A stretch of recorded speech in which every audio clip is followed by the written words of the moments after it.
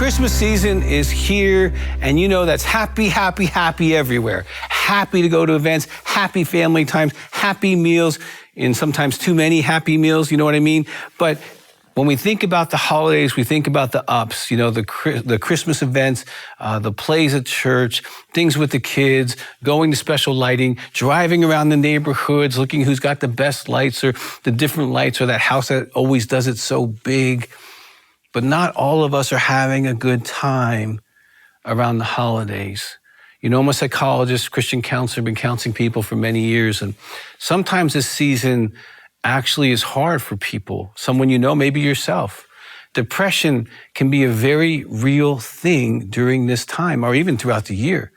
And I know it can especially show up when the holidays come around. You're around family, or maybe you are not around your family.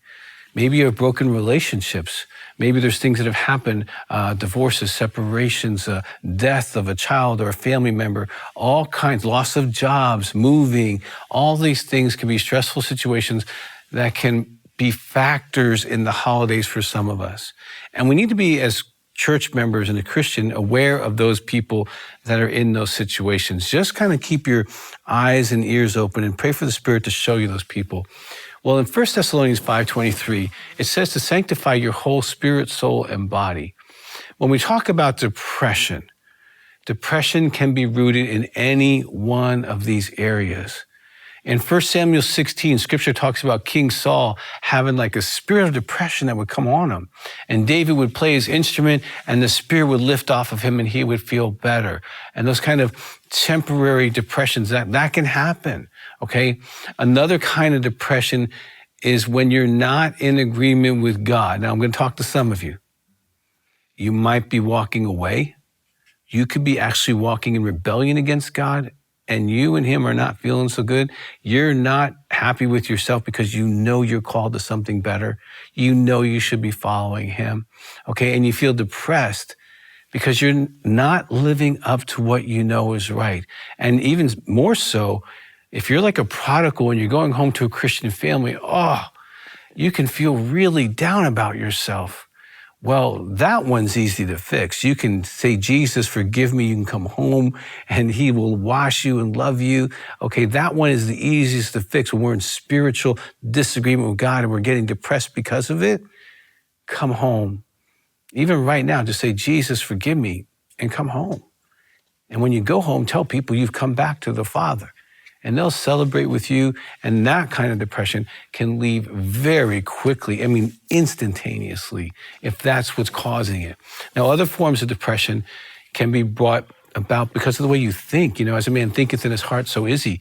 Okay, if you keep being saturated with negativity, this will lead you into depression. Actually, there's research. People that watch news on a regular basis, they are much more depressed than those people like me who don't watch the news. Okay, I don't really watch television much at all, especially secular television. Now, if you're watching Daystar, you're in good hands. But if you're watching secular news and secular media, okay, and then sometimes it's the social media. Social media has shown that teenagers and children are more depressed and more anxious because of their involvement in social media. It shows a worldview that's just not real, okay? I don't know if you ever thought about this, but let me just take a side note. Do you know how long it takes them, out of the several billions of good people that are on the earth, to find a handful of not so wonderful people doing not so wonderful things to make a half hour of news?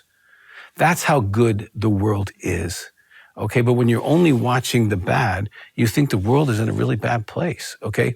Another thing is comparing yourself to others. Well, they have this, and I don't have that, or they're with this relationship, or that's going well with them, it's not going well with me. Comparing yourself.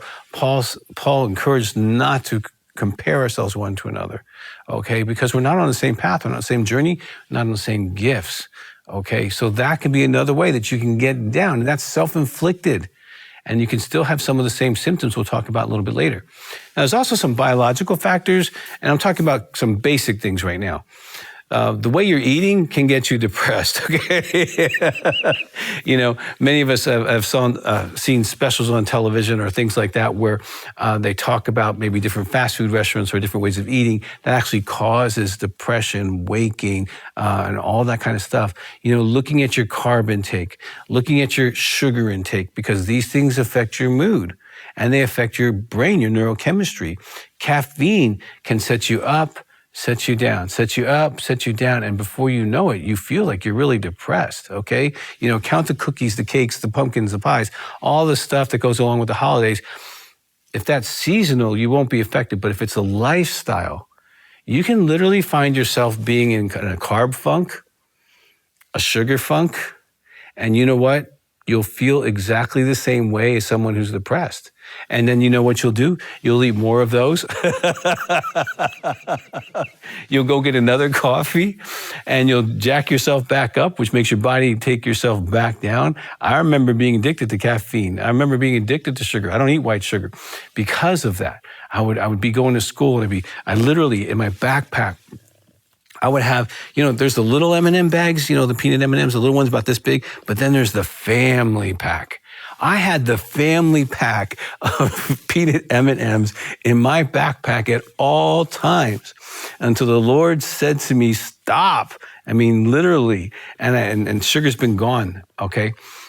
That's an issue. And I'm not trying to convict you of anything. I'm just telling you my own story. But I would feel sluggish. I would feel like I couldn't concentrate. I would feel like hard to get up. And it wasn't because there was any bad thing going on in my life. It was because of the bad things I was doing to my body. Now, as we go through the holidays, I know we're going to eat more of that stuff. Be aware of that. But I'm talking about if you're already in that situation, be more cautious as you go into the holidays, not to jack yourself back up. And depression is real for people, and it comes from different reasons. Depression's not something that's a one thing. And I'm not encouraging antidepressants at this point. I'm just talking about things that you can do yourself. Look at how you're treating your body. Now, I am a person who believes in the body. Sanctify your spirit, soul, and body. Some of our bodies are not sanctified. Okay, not just talking about the way we're eating, but are you stretching? Are you exercising? One of the best things you can do to get yourself out of a funk is about a 30 to 45 minute cardio. That'll get you out of any funk. I had a friend of mine, he was an alcoholic, and anytime he felt tempted to drink alcohol, he had a pair of shorts and sneakers in his car, and he would run until he didn't want to drink anymore, but he started feeling so good from running, he became a great runner. And I believe exercise can help a lot of us in the holidays, and sometimes this is when we kind of, get the little family pack. We don't want to do that. Stay active, go swimming, go get outside, ride your little stationary bike at the gym, get a gym membership for Christmas. Do things that can make you feel good about you, and that can also help you to encourage other people. If you feel like other people are kind of in a funk, say, hey, let's go to the gym together. Help them get out of that funk. Hey, let's go for a walk together, depending on where you live in the country at this time. You can get outside and you can still do that. For more content and resources to help in your healing journey with Christ, make sure to follow Dr. Doug Weiss on Facebook and Instagram. If you'd like to share full episodes of this show with friends and family, subscribe to Healing Time Ministries on YouTube, and feel free to leave us a comment on any of Dr. Doug's social media platforms. Our team would love to hear your feedback and learn how Healing Time is impacting your life, your church, and your ministry.